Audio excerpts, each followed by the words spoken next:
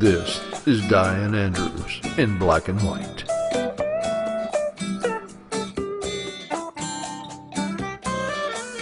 The issues you don't want to talk about. The arts and entertainment you need to know.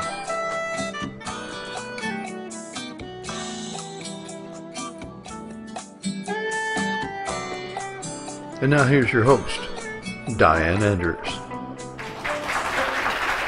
Hi, welcome to Dianne Andrews. And Dianne Andrews in Black and White, and I'm your host, Dianne Andrews. I guess you can figure out what this show is going to start off talking about, right?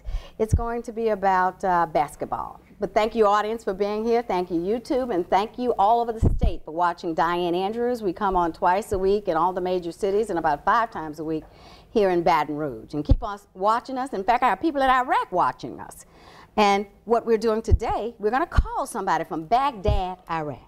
You all know I do a lot of shows on ISIS and different events, veterans, and everything going on in the world.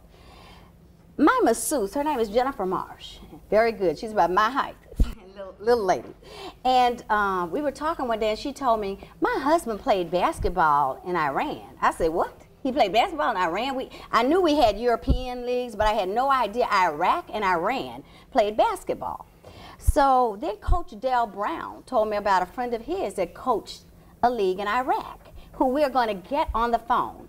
We're going to talk about a few more things than basketball, but we're also going to talk about what's going on in Iraq and some things that Walteri knows from living in Iran for almost 7 years. And you left how long ago? Walteri is from Chicago. As you can tell, he played basketball. He was a pro ball player in the Middle East and in Europe. Right. And he went to Tulane University. I think that's when you and Jennifer, she told me the story. We were real good friends. And so now he is back in Baton Rouge. He does some coaching and trains a lot of young athletes. In fact, you trained Skylar Mays. I have to give I saw Skylar play in Las Vegas last week. He's nominated for a McDonald All-American. And this was one of his trainers here. And he'll be back this year to go to LSU. Yeah, this year to go to LSU. He'll be a star over there at LSU. Ben Simmons will be gone by then. Yeah. So I'm going to get Baghdad on the phone. His name is Sabah. Hello. Hi, Sabah. How are you doing? Yes. Hi.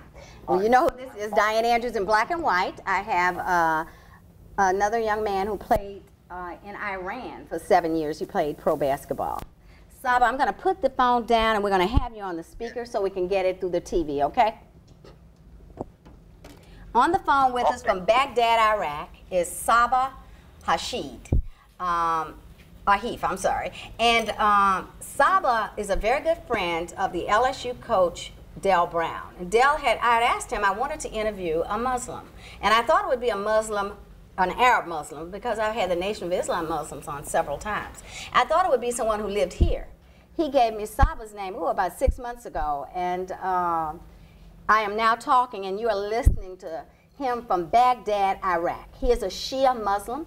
Muslims are really in 2 big tribes or sects, which is the Sunnis, like Saudi Arabia, Iran, and Iraq was led by Saddam Hussein, who's a Sunni. But Iran is 65% Shia, like Baghdad, isn't it? Can you hear me, Sabah? Can you hear me? Yes. You can hear me? I hear you. Okay. Yes, very clear. Let me see. Is the sound coming through? Yeah. Okay. Okay.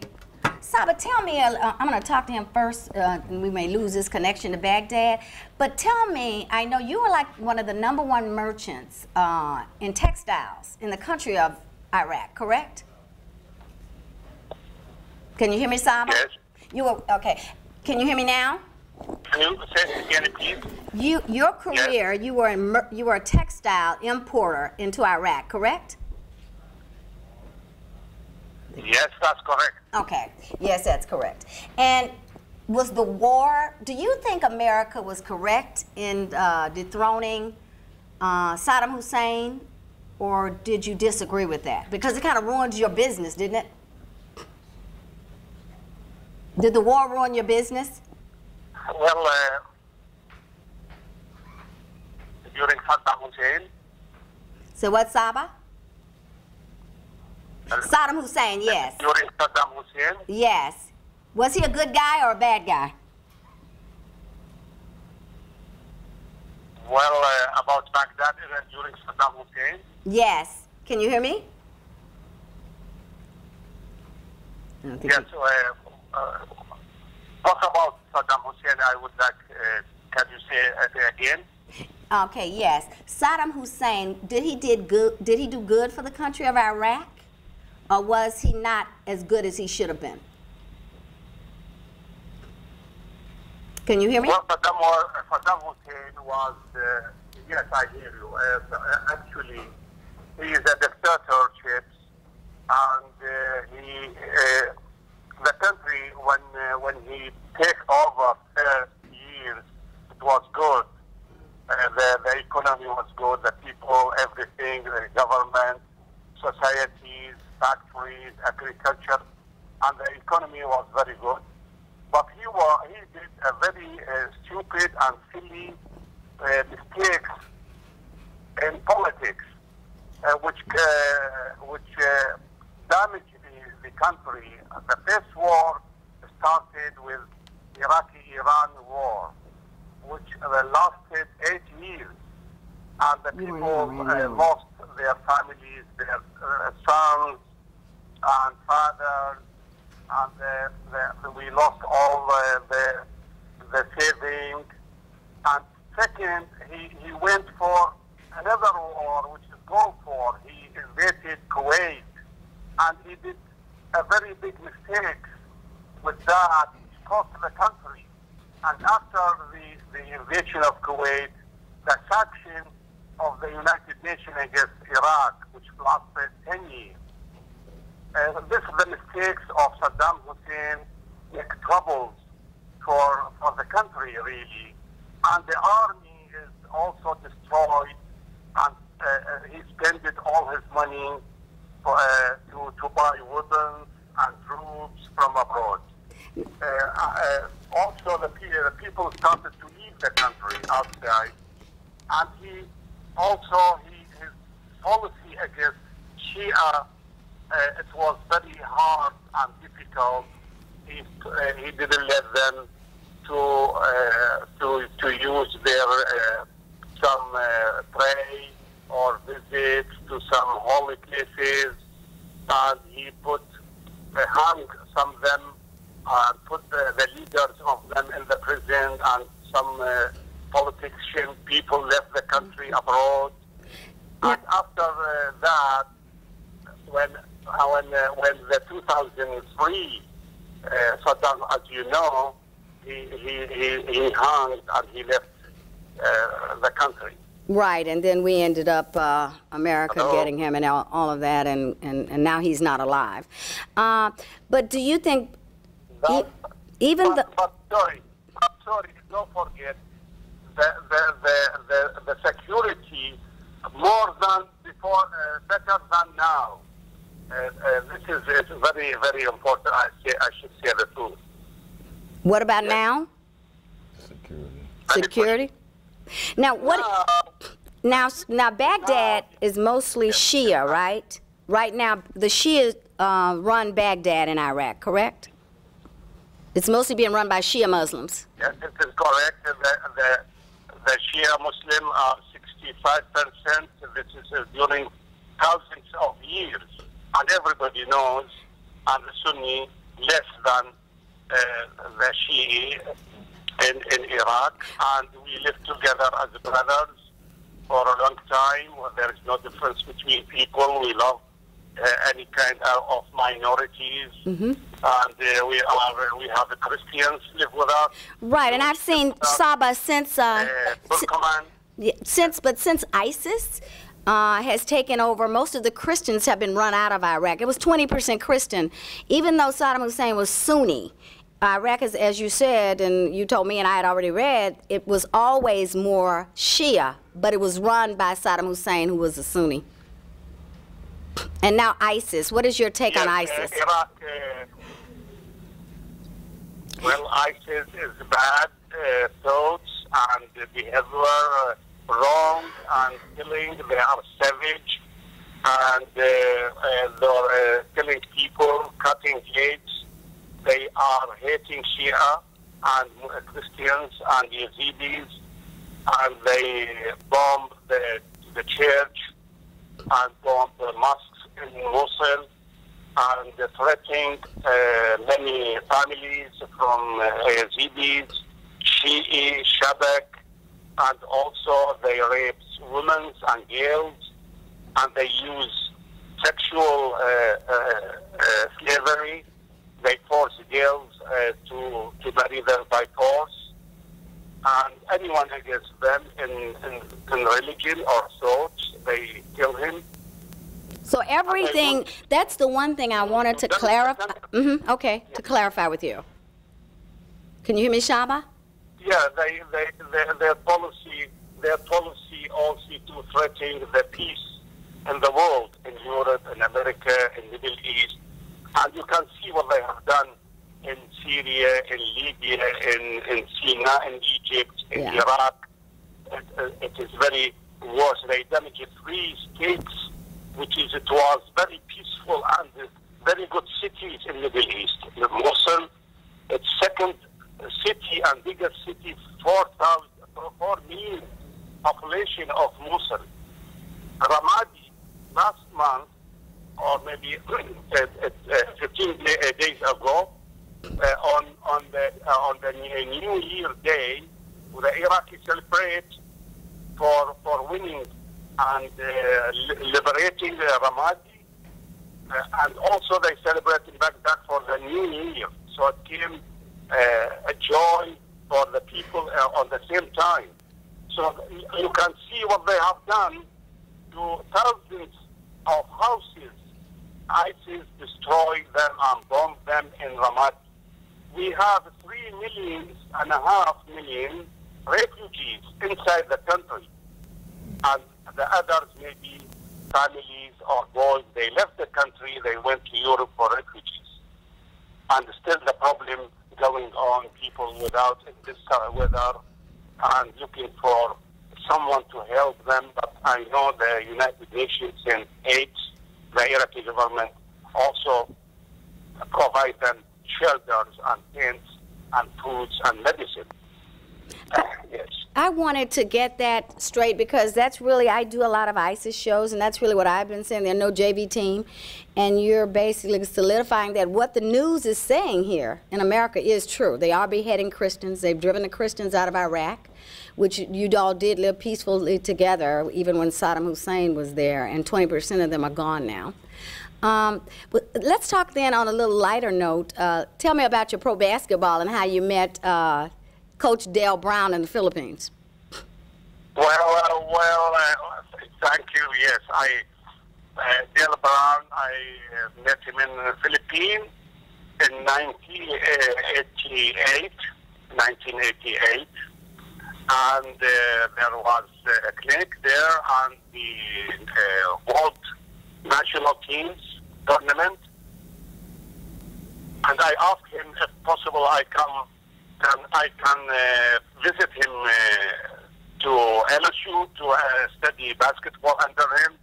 And he sent me an invitation, and in 1989 I did a visit, and he welcomed me, and I worked under him, and I learned from him, and I took all the LSU basketball schedule program. And Dale Brown is a great man. Yes, he is. And he helped me very much, and he offered me anything I wanted for basketball. And did you win? Did Iraq win? That's the question. Back then, did you all win the title in Iraq? Or did you beat Iran? That's amazing. You all are fighting each other, but you still play basketball together. Iran and Iraq, you played basketball together. That's right. Yeah. And then the next day you're killing each other. Yes, I played. Yes, did you win? Right. Did your team win, Sabah? Because I have what's going to be on the screen is going to be a picture of you and holding your basketball. The picture you sent me holding the basketball. After I returned to Baghdad, I coached the national team, and we had when I coached the team, Did you play already? we went to Jordan, and we had the tournament, and we won the game, and the King Hussein of Jordan, attended the game, and he shook hands with me. And after that, I coached my team, national Iraqi team. We need to meet a friendly game in Cairo, but the police, secret police administration in Baghdad, which is belong to Saddam Hussein, stopped me to go with the team because of one of my cousins was involved in politics and he was in prison, and that's why they didn't let me to go with the team. Just because a relative of yours was in prison, Sabah, just because a relative of yours was in prison, Saddam Hussein wouldn't let you go with the team.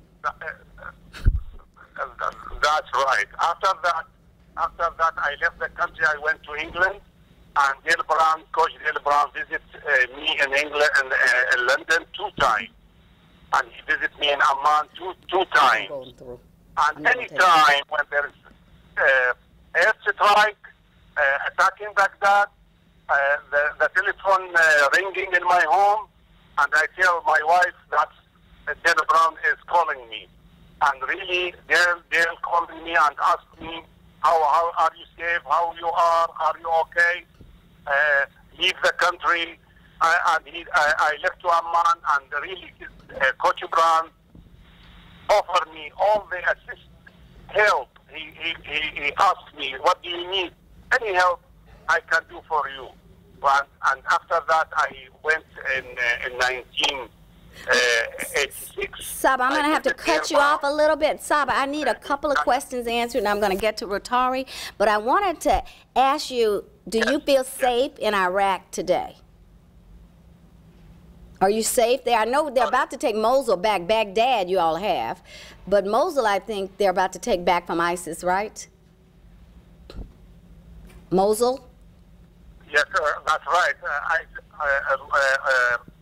ISIS at first when entered Iraq and the country, they reach about 100 miles away from Baghdad.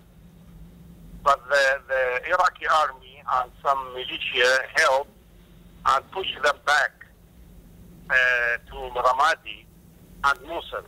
So now Ramadi is deliberated. Viewing office, you'll be seeing a map on the screen that shows you Iraq and Iran. And now the Iraqi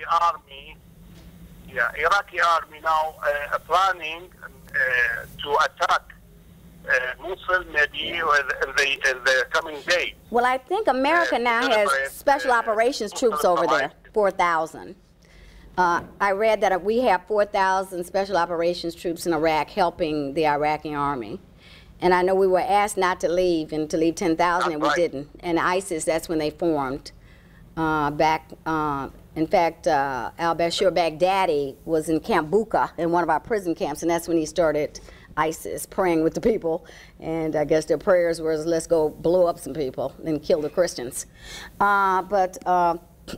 It's been great. Now, did your team play Iran back then? Because there's a gentleman on you'll see it on YouTube, on with the set. He played in Iran. You left 2 years ago, right, Walteri? 5, actually. You left and went 5 years ago? Yes. What year did you leave? Yes, You left in 11, but you played 7 years. Yes. So you were there right after everything was going on, Walteri, right after we invaded Iraq. All of that. Yeah. What did the Iranian people think about America? Do you have any idea as a whole, living there with the people, what they thought? Yeah, people outside of the U.S. and Iran especially, they were pretty knowledgeable about the differences and that's going on in America today, black and white issues. Yeah. So me being a black man, they didn't look at me. Were there any other black people there, too many besides you? Well, my teammate. That's it, just a team. And a couple other basketball. And then you all are 6'3", 6'4", so you really looked, they knew you. Were you treated any differently being black there than They treated us very well. They did? Yes. So there was no problem? None whatsoever. Now, Sabah, did you all, when you were coaching, you ended a lot earlier, did you all play Iran? Did your team play against Iran or Iraq? Did you all play against Iran? Well, when I was coaching, when I'm coaching, we don't have a relationship. Still the with same, Iran. yeah. And and they're bordering countries. It's like now, Louisiana, Mississippi. After 2003, the Iraqi can go visit Iran and play games in basketball, volleyball, football.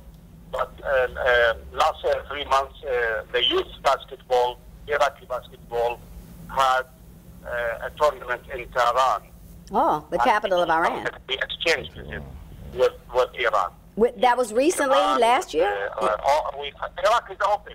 It's open now. Okay. That's good. Well, Sabah, I'm going to get you off the phone. Sabah, I'm going to have to close down the line with you. I'll probably be calling you back sometimes for some other perspectives on the Middle East after you all win Mosul back. And but I thank you very much. I told Coach Del Brown that you were going to be on the show. Well, just yeah. I'm going to call you back, Sabah, okay? Yeah, just let me. Thanks, Sabah. Thank you very much. Thank you. God bless. Bye-bye. Thank you very much. God bless you. As you all can see, I talk a lot about ISIS. I just want to verify that people are saying what you're hearing on the news is not true. The beheadings, the killing of the Christians, the driving them out of Iraq is definitely true.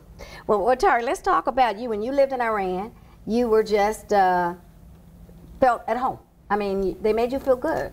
Yeah, I mean, I would be lying if I said I wasn't a little nervous when I first got on the plane to go. Who met you there? When they first said, I'm going to Iran, what? Well, luckily I was able to fly with a teammate. Okay. So me and him kind of, bonded over on the flight over, and we stuck together throughout the whole flight. But I mean, throughout the whole time there. But once we got there, we didn't do a whole lot of moving around. Right. I mean, practice and back to the house. Could you stay where you wanted? They had housing for you to stay? They had everything set up for us. We had a driver. They did everything. I mean, Dr. James Naismith, who invented basketball in Springfield, Massachusetts, who would think that it was now in the Middle East? We all know Germany, because you played in Germany for 2 years. Yep. You didn't feel uncomfortable going to Germany, where you weren't as afraid as going to Iran, right? Not at all. Yeah, I would have never thought that they had in Iraq. And you all played, Jordan has a team, all the Middle Easterns. Dubai, I played in Dubai for about 4 months. It's a beautiful city, I understand. Very nice. Yeah. Played in Syria, Damascus. Can't play in Syria now with what ISIS has done to it over there with Assad. Yeah. So we moved around the Middle East a little bit. Did you play in Libya? Because Gaddafi, Gaddafi got dethroned. In fact, I was thinking about this the other day. I was in Cairo when that happened. I was married at the time. And I looked at the date when I was getting ready for one of these programs, and it says September of 12. We couldn't get out of the airport in Cairo, which is 14 million people, a large, large, large airport. I saw the pyramids.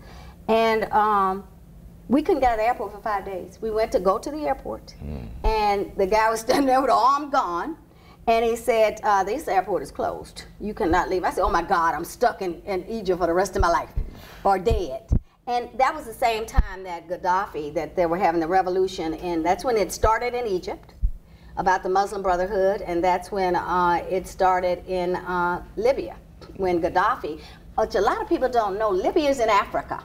Benghazi, everything you hear about the news, Libya is in Africa, about the 13 Hours, the new movie and everything that is in Libya. And Libya is in Africa, and that was the highest income of any country in Africa. So a lot of things you read about Libya is definitely not true. It was a beautiful place to live, and I understand that Gaddafi used to get part of the earnings from the oil, because it's big in oil, like all countries in the Middle East. He used to give it back to the people, and so that. And I understand this country is in ruins today, and people don't. They're again refugees all over the world. Is what's happening in the Middle East by what we've done with, I guess, all the policies that are going on in the Middle East today. So Walteri, was Tehran, I mean, that's a big city too. How many millions of people in Tehran? I mean, it's major. A lot. I mean, traffic was ridiculous. It's a lot of people there. Are you Christian? I'm not. I don't belong to not denomination. Yeah. But do you know if they had Christian people living in Iran? I mean, we met just people. Like Iraq. They did. You couldn't be out and open about it, but they had it. But I think in Iraq you could. It was 20%. And I think one of Saddam Hussein's top men was a Christian. So he may have controlled things, but I don't think he cared too much what religion when I say out and open, I mean people wasn't, walking around with Bibles. It wasn't as if they were killing Christians. You could be a Christian, but it wasn't like churches or anything like that. Right. So they must have mosques there. All mosques, yeah. Did you ever attend one? Did you ever go to mosque? Never did. I kept it business. I was on a business trip. Right. Get in, get out. Did they send you home often? Did you get to come home? Back to America? I came home one time. That's it. Yeah, but for the most part, I would just kind of get focused, locked in, take care of my business, and come home. How did you end up in Iran? Well, at the time I came out of Tulane, it was 2003, and that was the same year my daughter was born. So, I did the whole NBA tryout workouts and all that, and it was kind of like, at the time I had my daughter, I had to go and make some money. Right. And I got a call from my agent, and he had a job for me. I know Jennifer made sure you got to go make some money. So I was on the next thing smoking. Once they gave me that contract, I was gone. So the rest was history. And that was the first place that offered you then was Iran? Well, no, that was the most money. The most money. So they pay well, pretty well over there. They have to. They pay very, very well. They did? Would you compare them to Germany about the same, but not like America, right? Well, it's different. In Iran, the seasons are shorter, so I mean, you playing in Germany 10 months. And I made more in 5 months. You only played 5 in Iran? In Iran. Okay. Than I did playing 10 months in Germany. So Germany, you play the whole year almost? Basically. You're gone. And they travel all over the world too playing? But we were just basically in Germany. Is the level of basketball there, will it compete with the level of basketball in America, would you think? Well, they level the playing field by only allowing 2 foreigners per team. So you might be playing with 3 other Iranians that are not very good. So everything falls on the Americans. But they've got to flood. They can't flood with Americans because it would dominate. Then the Middle Easterns would have no jobs and probably would have nobody coming to the game. Well, in Germany, it was actually like playing on an American team, which was different. Yeah, they were good in Germany. They were good, but you only had to have 3 Germans per team. We're going to change it a little bit because we're going to have to be wrapping it up. But what suggestions would you give to young men out there who think they are going to play? They know they're going to play pro basketball. What would you give to them to get an education? Because you majored in media arts. I saw that on your resume. Yeah, hit the books. Hit the books. It's a very, very low percentage of players going to the NBA. I wouldn't tell any kid not to try, but just have a backup plan. Follow your dream, like we talked about in the All About Kids show earlier today. Follow your dream, but make sure it's something realistic that you can do. And Walteri, thank you for being here. It was interesting. I wanted to validate some things. I was shocked when I saw basketball in the Middle East. So we'll see you next time on Dianne Andrews in Black and White.